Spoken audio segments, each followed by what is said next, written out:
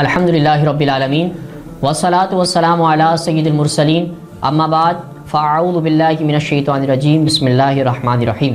الحمدللہ آج 15 رمضان المبارک کا روزہ افطار کرنے ہم جا رہے ہیں اور رمضان المبارک کا مہینہ ہمارے سر پر سایہ فگن ہے اور نصف رمضان ہو چکا ہے، اور جلدی جلدی اپنی اللہ تبارک و تعالیٰ کی رحمتیں برکتیں سمیٹ لیں۔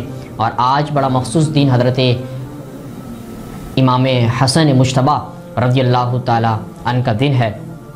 آج ہم مولا حسن کے بارے میں پڑھیں گے۔ رسول اکرم نور مجسم صلی اللہ علیہ وسلم کی چچی جان حضرت سیدنا ام الفضل رضی اللہ تعالیٰ عنہ نے آپ سے اپنا خواب عرض کیا، یا رسول اللہ صلی اللہ علیہ وسلم، آپ کی مبارک جسم کا حصہ میرے گھر آیا ہے۔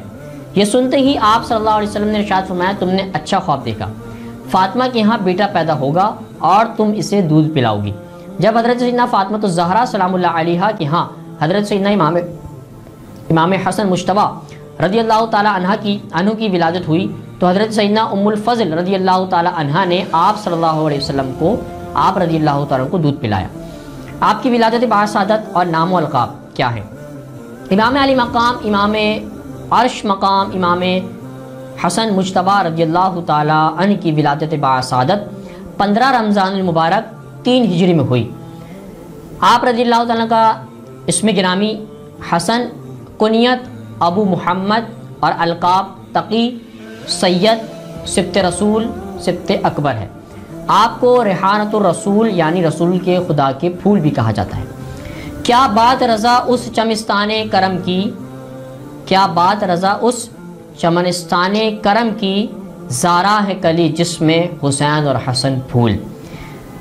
حضرت سیدنا انس بن مالک رضی اللہ تعالیٰ سے روایت ہے کہ امام حسن رضی اللہ تعالیٰ سے بڑھ کر رسول کریم صلی اللہ علیہ وسلم سے ملتا جلتا کوئی بھی شخص نہ تھا۔ حضرت سیدنا انس بن مالک فرماتے ہیں کہ حضرت امام حسن رضی اللہ تعالیٰ حضور علیہ السلام سے بہت ملتے جلتے تھے۔ حضرت سیدنا عبداللہ ابن زبیر رضی اللہ تعالیٰ بھی دیگر صحابہ کرام علیہم رضوان کی طرح نواز رسول حضرت سیدنا امام حسن رضی اللہ تعالیٰ سے بہت محبت فرماتے تھے۔ ایک موقع پر آپ صلی اللہ علیہ وسلم آپ رضی اللہ تعالیٰ نے فرمایا، اللہ عز و جل کی قسم، عورتوں نے حسن بن علی جیسا فرزند نہیں جنا۔ اللہ اکبر، سبحان اللہ۔ نبی رحمت صلی اللہ علیہ وسلم کو امام حسن رضی اللہ تعالیٰ سے بہت محبت تھی۔ آپ صلی اللہ علیہ وسلم نے حضرت امام حسن رضی اللہ تعالیٰ کو کبھی آغوش شفقت یعنی گود مبارک میں اٹھائے تو کبھی دوش اقدس یعنی کندھوں مبارک پر سوار کیے ہوئے گھر تشریف سے باہر تشریف لاتے، کبھی آپ رضی اللہ تعالیٰ کو دیکھتے اور پیار کرنے کے لیے سیدہ فاطمہ رضی اللہ تعالیٰ کے گھر تشریف لے جاتے، اور امام حسن رضی اللہ تعالیٰ سے بھی آپ رضی اللہ تعالیٰ آپ صلی اللہ علیہ وسلم سے بے حد مانوس ہوتے، یعنی کبھی نماز کی حالت میں مبارک پیٹھ پر سوار ہو جاتے۔ حضرت سیدنا ابو ہریرہ رضی اللہ تعالیٰ فرماتے ہیں کہ میں جب امام حسن رضی اللہ تعالیٰ کو دیکھتا تو میری آنکھوں سے آنسو جاری ہو جاتے، اور نبی کریم رؤوف الرحیم صلی اللہ علیہ وسلم ایک دن باہر تشریف لائے اور آنکھوں سے آنسو جاری تھے۔ مسجد میں دیکھا، میرا ہاتھ پکڑا، میں ساتھ چل پڑا۔ آپ صلی اللہ علیہ وسلم نے مجھ سے کوئی بات نہ کی، یہاں تک کہ ہم بنو کینکا کے بازار میں داخل ہوئے اور پھر ہم وہاں سے واپس آئے تو آپ صلی اللہ علیہ وسلم نے فرمایا، چھوٹا بچہ کہاں ہے، اسے میرے پاس لاؤ۔ حضرت سیدنا ابو ہریرہ رضی اللہ تعالیٰ فرماتے ہیں، میں نے دیکھا امام حسن رضی اللہ تعالیٰ آئے اور پیارے آقا صلی اللہ علیہ وسلم کی مبارک گود میں بیٹھ گئے۔ سلطان دو جہاں صلی اللہ علیہ وسلم نے اپنی زبان مبارک ان کے منہ میں ڈال دی اور 3 مرتبہ ارشاد فرمایا، اے اللہ عز و جل، میں اسے محبوب یعنی پیارا رکھتا ہوں، تو بھی اسے محبوب یعنی پیارا رکھ، اور جو اس سے محبت کرتا ہے تو بھی اس سے محبت کر۔ سبحان اللہ، یعنی امام حسن رضی اللہ تعالیٰ سے محبت کرنے والا نبی علیہ السلام سے محبت کرنے والا، اور جو نبی علیہ السلام سے محبت کرے گا وہ اللہ تبارک و تعالیٰ سے محبت کرے گا۔ بچپن میں حدیث سن کر آپ یاد کر لیا کرتے تھے۔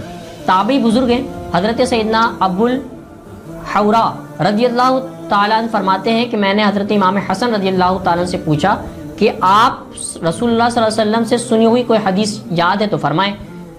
تو بچپن میں ایک مرتبہ میں نے صدقے یعنی زکوٰۃ کی کھجوروں میں سے ایک کھجور اٹھا کر منہ میں ڈال لی، امام حسن فرما رہے ہیں، تو نانا جان رحمت عالمیان صلی اللہ علیہ وسلم نے میرے منہ سے وہ کھجور نکالی اور صدقے کی کھجوروں میں واپس رکھ دی۔ عرض کی گئی، یا رسول اللہ صلی اللہ علیہ وسلم، ایک اگر کھجور انہوں نے اٹھا لی تو اس میں کیا حرج ہے؟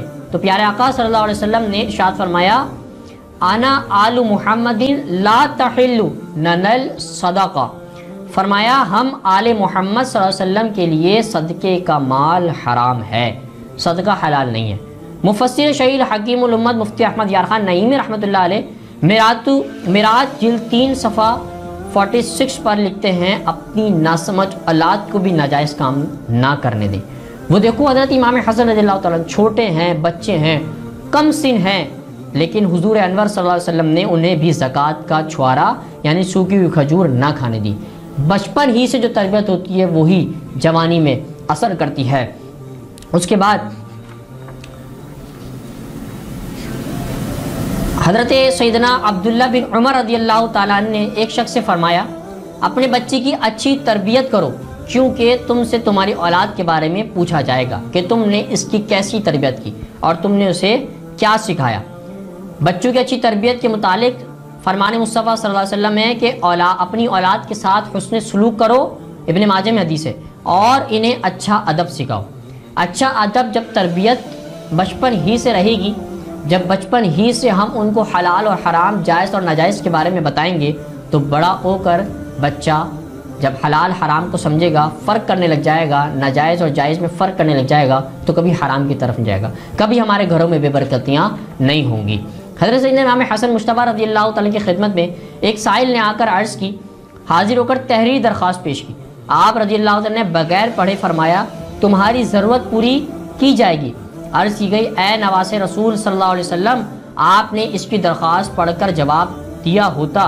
इरशाद फरमाया, जब तक मैं इसकी दरख्वास्त पढ़ता वो मेरे सामने ज़िल्लत की हालत में खड़ा रहता, फिर अगर अल्लाह अज़्ज़ल मुझसे पूछता कि तूने साइल को इतनी देर खड़ा रख कर क्यों जलील किया, तो मैं क्या जवाब देता। अल्लाहु अकबर। आप तकवा परहेज़गारी देखें कि सवाल कोई तहरीरी तौर पर भी लेकर आ रहा है तो आप नहीं पढ़ते, बल्कि फ़ौरन उसे नवाज दिया करते थे। कहीं पढ़ने में, तहरीर में इतना देर न लग जाए कि अल्लाह तबारक व तआला नाराज़ हो जाए कि साइल मांगने आया और आपने उसको गेट पर इतनी देर खड़ा रखा।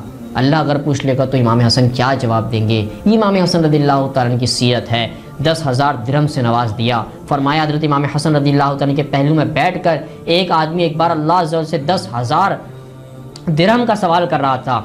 जैसे ही आप सल्लल्लाहु अलैहि वसल्लम और आप रज़ियल्लाहु ताला ने इस हाजतमंद की दुआ सुनी तो फ़ौरन अपने घर तशरीफ़ ले गए और उस शख्स के लिए 10 दिरहम निकाल कर लाए और उसके घर पर भिजवा दिए। इब्न असाकिर में ये बात मौजूद है। देखिए इमाम हसन रज़ियल्लाहु ताला का मामलात।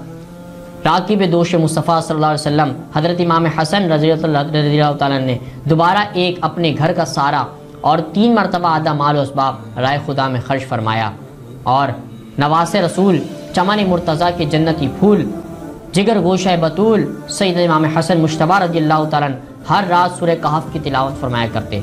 ये मुबारक सूरत एक तख्ती पर लिखी हुई थी।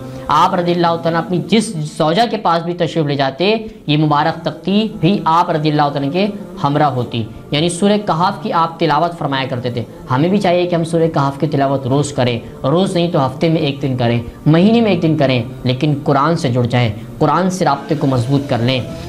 हज़रत सैयदना मोहम्मद बिन अली रहमतुल्लाह अलैह फरमाते हैं, हज़रत सैयदना इमाम हसन रज़ियल्लाहु ताला ने फरमाया, मुझे हया आती है कि मैं अपने रब अज़्ज़ वजल से इस हाल में मुलाकात करूं कि इसके घर की तरफ कभी ना चला हूं। चुनांचे आप रज़ियल्लाहु ताला ने 20 बार मदीनतुल मुनव्वरा से पैदल मक्का मुकर्रमा की ज़ियारत के लिए हाजिर हुए।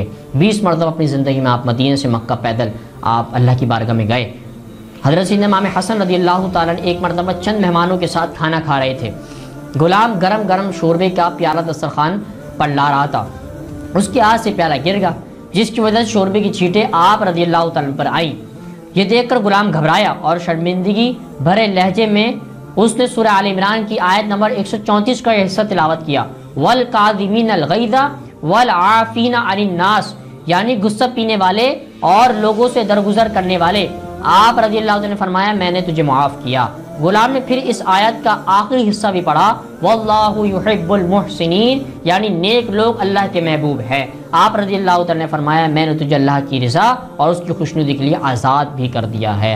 मुआफ़ तो फरमाया उसे आज़ाद भी कर दिया है। अल्लाहु अकबर। हज़रत इमाम हसन मुश्तबा रज़ियल्लाहु ताला ने फरमाते हैं कि यानी अगर कोई मेरे कान में एक कान में गाली दे और दूसरे कान में मुआफ़ी मांग ले تو میں ضرور اس کی معذرت قبول کروں گا۔ اللہ اکبر، یہ اولاد علی ہیں، یہ اولاد نبی ہیں، یہ خون رسول ہیں، یہ سیدہ کے شہزادے ہیں کہ اگر کوئی گالی بھی دے تو اسے معاف فرما دیتے ہیں۔ حضرت امام حسن مجتبیٰ رضی اللہ تعالی عنہ جو ہی وضو کر کے فارغ ہوتے تو آپ کا رنگ بدل جاتا۔ اس کی وجہ پوچھنے پر فرمایا جو شخص مالک عرش یعنی اللہ عز و جل کی بارگاہ میں حاضر کا ارادہ کرے تو حق یہ ہے کہ اس کا رنگ بدل جائے۔ اور اس کے بعد آپ کی شہادت کے معاملات ہیں، اور اس کے بعد حضرت سیدہ فاطمہ رضی اللہ تعالیٰ کے قدموں میں آپ کو آرام کرنے کا موقع ملا۔ آج جنت البقیع میں آپ اپنی والدہ کے قدموں میں آرام فرما رہے ہیں۔ دعا ہے اللہ تبارک و تعالیٰ ہمیں بھی حضرت امام حسن رضی اللہ تعالیٰ کی سیرت پہ عمل کر کے اور ان کے روضے پہ بھی جانے کی توفیق عطا فرمائے۔ وما علینا الا البلاغ المبین۔